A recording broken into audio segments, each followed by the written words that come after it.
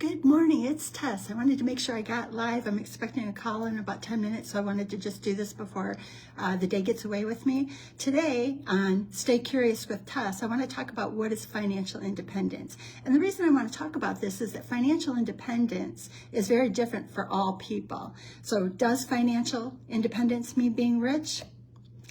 No, it doesn't mean being rich. For many people, it just really means something much simpler.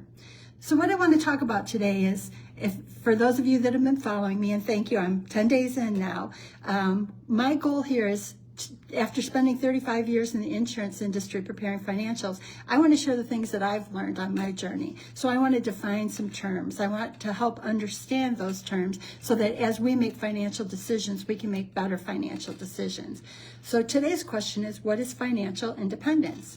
You hear that word everywhere, but what does it actually mean? And financial independence is having enough income or resources to support your lifestyle without depending entirely upon a paycheck. So notice something.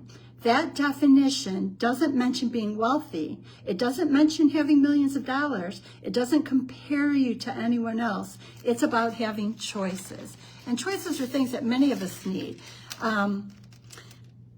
You know, what makes me happy will be different than what makes you happy. There are some people, it's like I've talked to some neighbors, and one neighbor is always saying, this isn't the place I'm going to land. They have bigger goals, smaller goals. But financial independence, because of the different goals that we all have, it's going to look different for all of us. And now that we know and we're talking about that everyone's path looks different, for one person, financial independence might mean living debt-free. And I understand that because living debt-free feels good. But for another, it might mean having a retirement income that covers their expenses. Okay, I get that one too right now. The third one is maybe for someone it means owning a business that generates income. Hey, I love that idea too.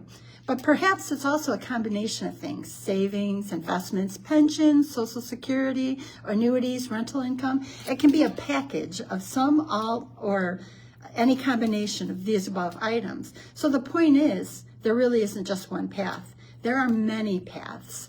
And now let's kind of connect some of what I've been talking about. Financial independence looks different to all people. So how is this coming together with all these talks that I've been having lately?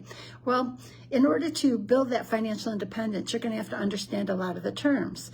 Assets are the things that help you build worth, and that's part of what you're going to need for your financial independence. Cash flow is about making sure that you have the income to live the life that you want to live.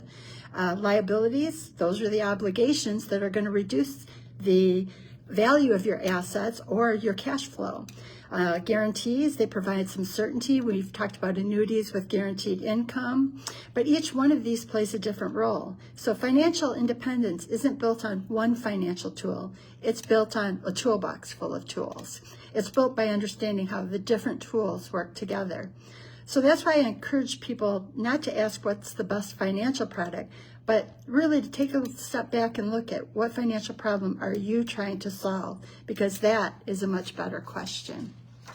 So I wanted to give you a thought to ponder. Financial independence isn't about having everything. It's about having enough to support the life that you want to live.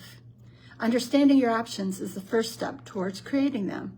And remember, I'm doing these talks because I want to define so that we can understand and so that we can decide. We can make better financial decisions when we understand the terminology. So until next time, stay curious, keep learning, and take ownership of your financial education.